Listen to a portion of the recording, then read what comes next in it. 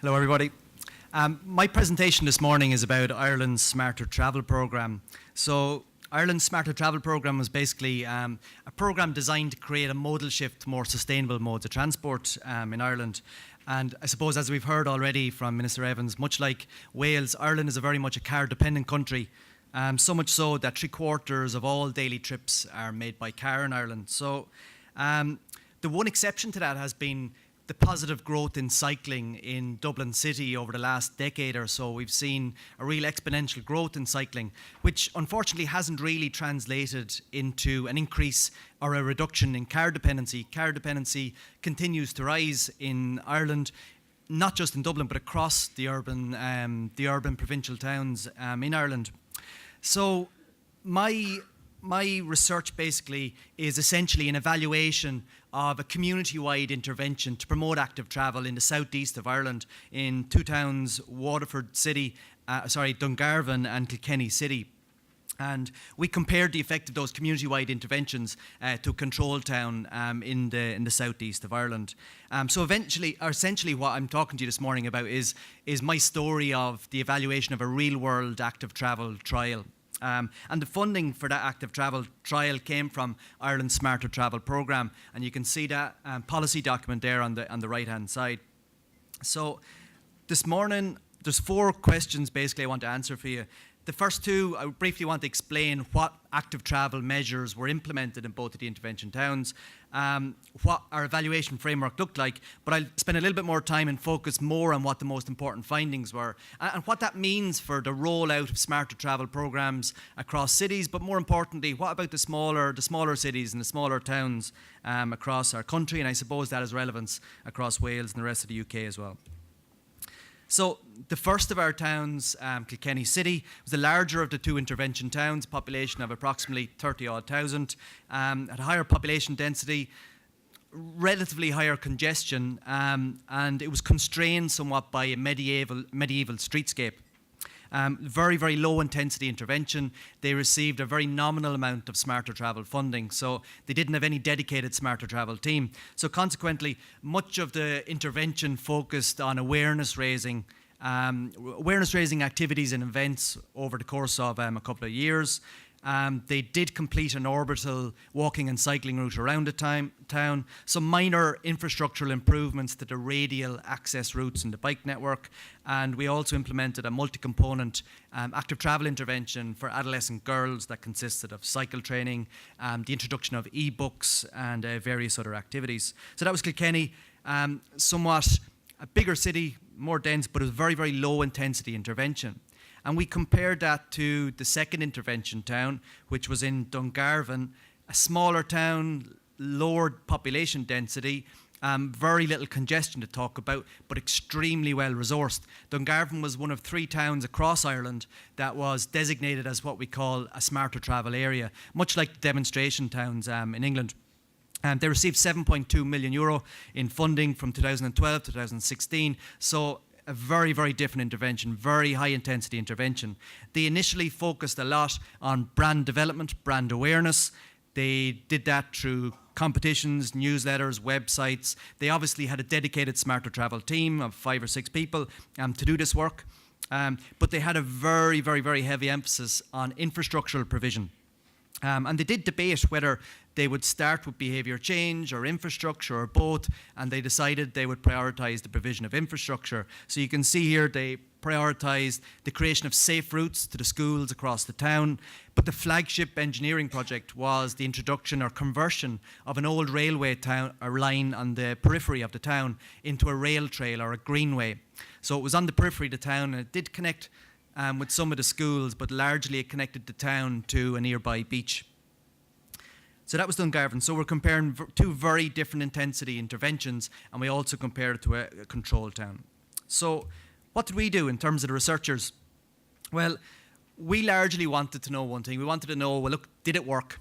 Did it have an impact? Did it cause a change in behaviour in terms of travel? So we conducted a series of repeat cross-sectional surveys with all the primary schools across the 3 towns, and we did this over from 2011 to 2013, so it was a 2-year period. We did it in all the secondary schools. Again, we went into the multi-component girls' school in Kilkenny, and we compared them to a controlled school, so more intensive research in adolescent girls. We did a panel or cohort design of adults across the 3 towns. So we had 4 different impact studies, and we were hoping they would give us the answer, did this intervention work? Particularly when you spend millions of euros, what's the payback in terms of behaviour change? But also we conducted a process evaluation which consisted of a print media analysis, and we also did interviews with key stakeholders like obviously the project coordinators, the business community, and also community advocates for smarter travel. And it was actually, despite the volume of impact data that we collected, it was this process evaluation where we actually learned most. And I'll explain that in a minute.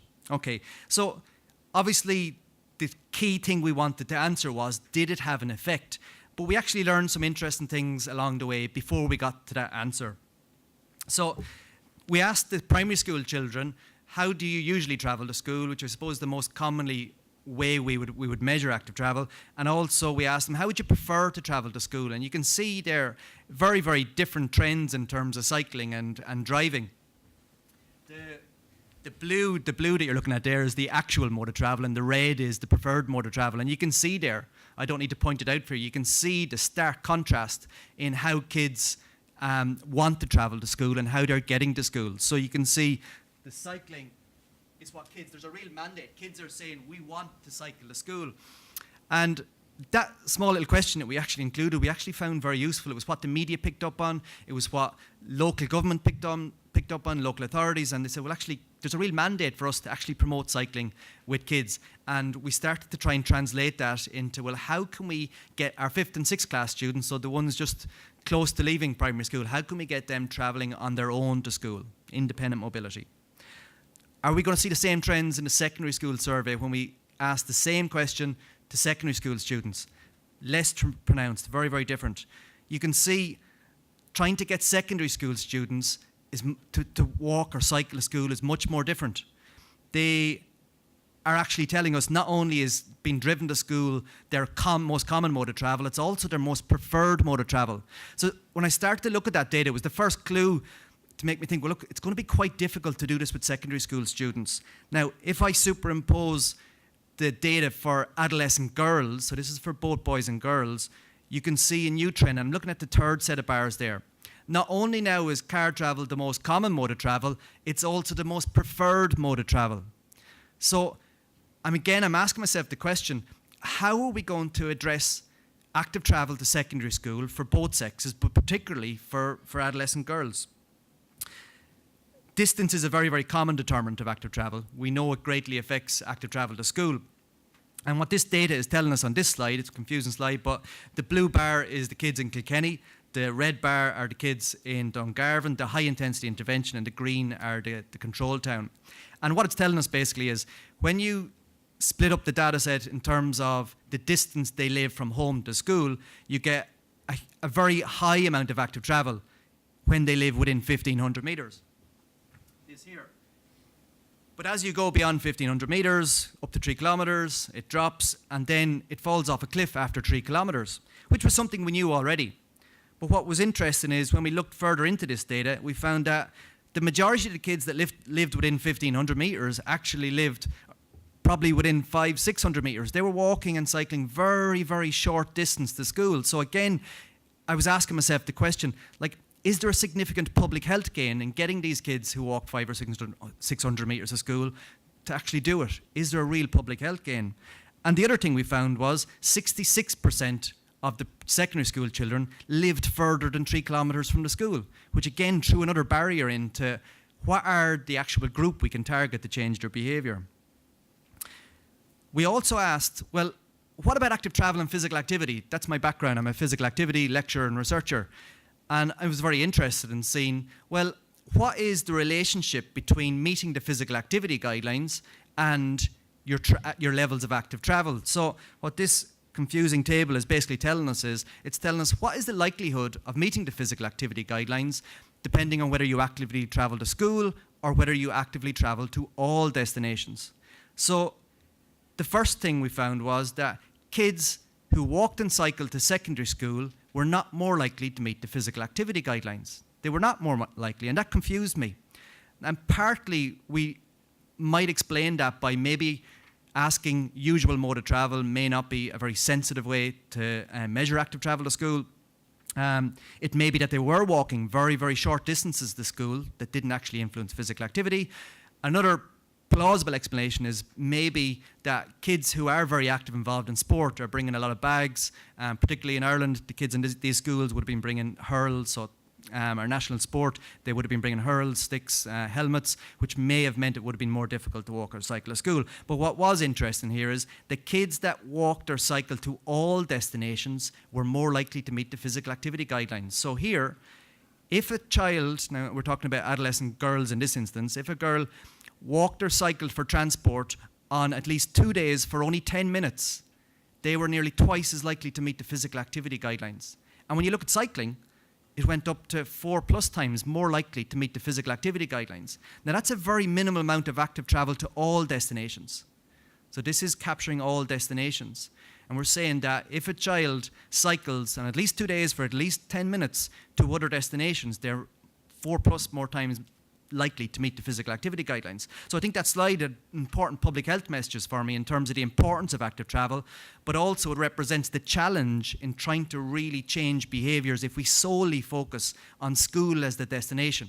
Whereas kids have many more destinations in their community other than just school. And the last bit, before we get on to that answer about did it work, which I know you're all waiting to hear, did it work? The last bit was, in terms of adults, we tested the idea that activity compensation might be going on. So activity compensation is when we think that, well, there's potential that if people change their active travel behaviour and increase it, maybe they'll reduce and compensate by reducing their recreational and physical activity. And again, in terms of a public health message, this has been a good news story in that we saw no evidence, and if you look at the middle of the graph and you look to the right, that's an increase in active travel. I'm just showing you here, a 2-minute increase, 3 to 4 minutes, 15 to 29, 30 and so on. So as active travel increases across these segments, we don't see any trend where the blue bars are following it. So the blue bars are not decreasing as we go along, and the same trend is replicated on the other side of the slide. So what we're saying is that as people increase their active travel, adults, they don't compensate by reducing the recreational and physical activity, which is good news. So, did it work? After all the impact data, not one of the impact studies showed any community-wide intervention effect. Now you might say, well, in Kilkenny you might have been expecting that. It was very, very, very, very low resources, not well funded. There wasn't a dedicated team there to manage the project, so maybe we might have expected that. But it was somewhat surprising in Dungarvan, a 5-year programme at 7.2 million. This was only a 2-year intervention period, so we haven't got the final, but I think it was something in the region of 60 to 70% of the funding had been spent by the time we had completed our evaluation. So the question now is, why didn't the intervention have an effect? And through the course of our qualitative interviews with the key stakeholders, some plausible explanations began to emerge. So the explanations are largely rooted in the fact that the business community, and I refer to them as the traders in both towns, they greatly dictated the pace and the nature of the implementation of the Smarter Travel project in both towns. They had a very, very strong influence. And the traders equated car accessibility to retail turnover. And that was very much why we didn't get the same, maybe the shift in measures that we were hoping for. So you can see there in the top right there, that's the town square in Dungarvan. So Dungarvan, remember, was the very well-resourced project. It was a long-standing aim of the local authority to pedestrianise the local town square. With the receipt of the funding and designation as a Smarter Travel area, they saw this as a real opportunity to pedestrianise the square. There's 97 car parking spaces in the square, and by the time they eventually came to agreeing their plan here in a newspaper report to redevelop the square, they were successful in reducing the number of spaces from 97 to 87. And the reason why they ended up with such a diluted proposal for the redevelopment of the town square was largely due to the power of the trader lobby. So how did they do this? Well, there was intense lobbying of local politicians. There was a very comprehensive and coordinated campaign to try and water down the proposals for change. And you can see the poster here up on the left, where they really equated every parking space to a job. Car accessibility was very much related and equated to retail turnover in the town. And this was mirrored in Kilkenny as well, where the local traders would have lobbied local politicians, and they reversed a trial of a one-way system in the town to improve mobility management in the area. So also, parking was another issue in both towns. Car restrictive measures were very much underused and undervalued in both towns. So in Dungarvan, there was a policy of the first 30 minutes of parking was free. And although they recognised that that was probably counterproductive to their other smarter travel measures, it was seen very much as untouchable in the town. And equally, this was mirrored in Kilkenny, where I suppose parking wasn't necessarily seen as relevant to a smarter travel agenda. So why didn't anyone challenge the traders' assertion that car accessibility was related to retail turnover? Well, at the time, neither side, and when I say side, I'm talking about the project coordinators and to a certain extent the community advocates and the business community, neither side could point to robust evidence that would say, look, these smarter travel measures do or don't have an effect on retail turnover, despite the fact that there was several evidence briefings up in the top left here beginning to emerge at the time that, although they didn't include always empirical evidence, the suggestion was that these type of smarter travel measures, they don't, at very worst, they don't adversely affect retail turnover, and quite the opposite in many cases. One local community advocate also pointed to why local evidence wasn't being created to add to this debate about what the evidence might be. And he pointed to the example of one of our local streets in Kilkenny, which used to have car traffic on it. It was pedestrianised and began to thrive once it was pedestrianised. But he wondered why these type of examples weren't used more in the active travel debate. The middle two pictures are it's a picture of Kilkenny City, and Kilkenny was a bigger city. And many of us were kind of wondering that if you can initially target resources at the slightly bigger towns or cities that have higher population densities, higher congestion, create a bit of evidence to say this works, and then work to see how it can be translated to smaller areas, that we wondered if the money had been spent in Kilkenny, would you have got an intervention outcome? Another major factor, and I'm looking at the bottom left-hand picture here, the kids and the parent out for a cycle, was the Greenway was a flagship engineering project.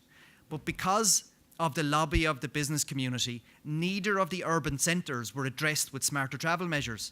Now, the result of that was people's definition of what smarter travel is was not about commuting. It was something for kids in school, and it was, if you want to cycle to the beach, it was a recreational activity, which is not what smarter travel or active travel is really about. So there was a major misperception about what smarter travel is and what it was.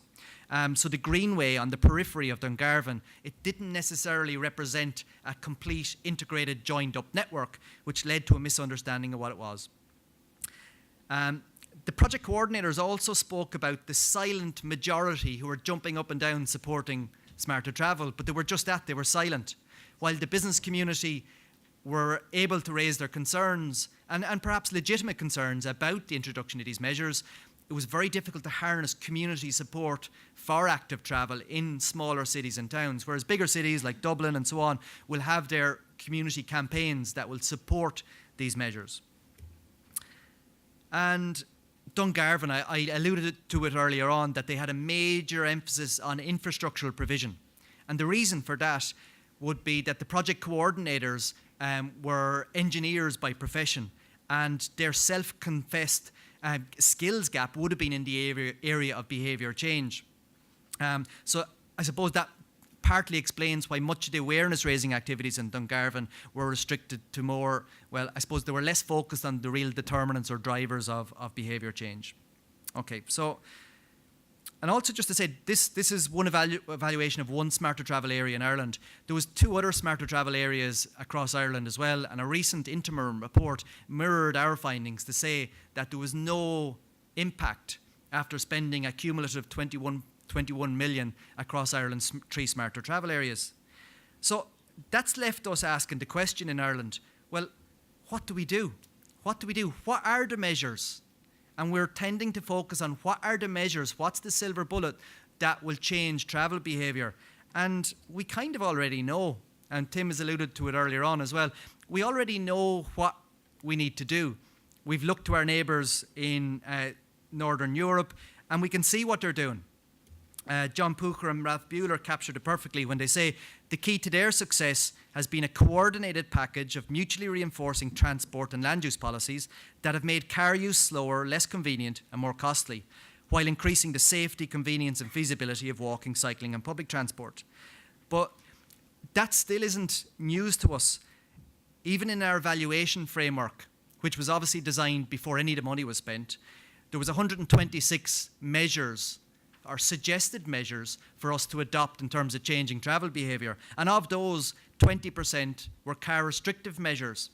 So it's not really about what are the measures we should be implementing. I think the question is more, how can we implement smarter travel measures, and specifically car restrictive measures? So what does the evidence say about car restrictive measures and their importance?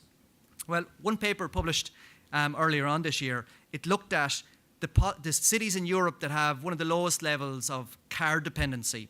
The cities in Germany would have focused very much on cycling policies. Vienna, Zurich would have decided to focus more on public transport policies. But what the cities all do and what they all have in common, they promote very similar walking policies. They also all have very similar car restrictive policies. And what was of note in this one, of all the car restrictive policies, they found that parking management is the one that influences behaviour change in terms of travel most. In the UK, David Ogilvy's group, the Commuting in Cambridge studies, found the exact same thing. They were looking at the predictors of switching from a car to other modes of transport, and they found the same thing. So on the left-hand side of the slide, you can see people who switched over the course of 12 months, switched from the car to another sustainable transport mode. The people who had convenient cycle routes from home to work were 5 times more likely to switch from a car. But the people who had no free parking at work were almost 23 times more likely to switch from car to walking or cycling and public transport. And I think there's something in that. If we keep going along this line around what the evidence is saying about car restrictive measures, I like this study. This is a study where it reviews the determinants of modal choice. And it's a confusing slide, so let me just talk you through it. What it's done is it's plotted all the different potential determinants of modal choice. And they've divided it according on the x-axis. As you go from left to right on the bottom line, it's how frequently these variables are studied. And as you go on the y-axis, here, as you go up on the y-axis, it talks about how frequently they're actually significant in the studies.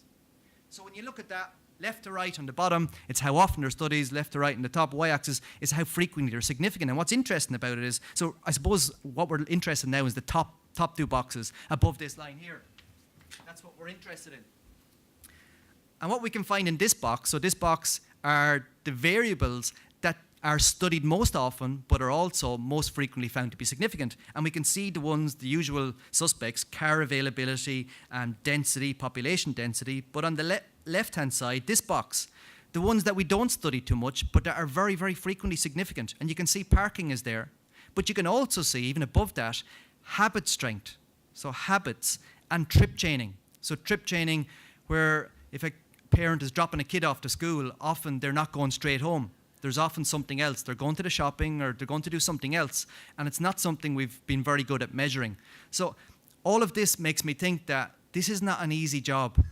And we have to really, really understand we need to have a really balanced mix of suite of measures if we're going to change travel behaviour. And parking and car restrictive measures needs to be part of that.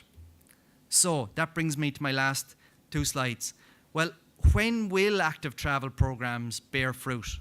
Well, I don't think they will bear fruit until we have this nice balance between walking policies, a range of walking policies, cycling policies, public transport policies, and car restrictive policies. It's not hard to say what are the different things we should do. It's not about what specific thing we should do. It's about implementing a balanced suite of measures. And that last one, I suppose my main message, that last one is what really held Ireland back in the Smarter Travel Area programme, the introduction of car restrictive policies. And it wasn't that they didn't understand it. It wasn't that the National Transport Authority in Ireland don't understand that. They do, but they also recognise, and the local authorities recognise, they're the least politically acceptable, they're the least politically feasible measures to implement, but they're incredibly important and necessary for travel behaviour change. So on that, my last slide is, how do you implement these car restrictive measures? I really think it's important that we need to be preemptive. We don't wait for the trader concerns to land on our doorstep. We have to be preemptive, and we have to sell the business case to traders. We need a targeted and preemptive campaign, because this has been shown around the world that the business community, sometimes for legitimate reasons, can greatly influence the nature and pace of implementation of smarter travel measures. Pre-consultation is important. I'm not saying that trader concerns are not legitimate, far from it, but I think we need to address their concerns. It's much better that our eventual final smarter travel or active travel policy goes in a different direction than originally thought, as long as it goes in a direction and doesn't stall. We need to, I suppose, be better at looking at existing local evidence.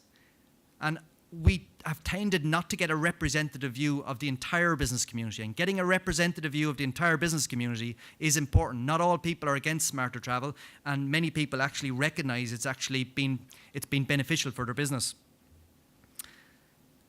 We need to do studies of trip spend by transport mode. This is something where we've noticed that the business community tend to have a misperception about how valuable walkers or cyclists are to their retail turnover. And we've seen several studies that show that car drivers spend more in a typical once-off visit, but that walkers and cyclists spend more over a period of time. We need to do stated preference surveys of traders, where we actually ask them what the perceived impact might be of several different active travel measures on the frequency of shopping visits, the attractiveness of the town, spending habits, and so on. And that's important only when it's coupled with stated preference surveys of shoppers. Because again, no more than seeing mismatches between trip spend, between the business community and actual trip spends, we see very, very different ideas about what businesses think their shoppers want and what they actually want.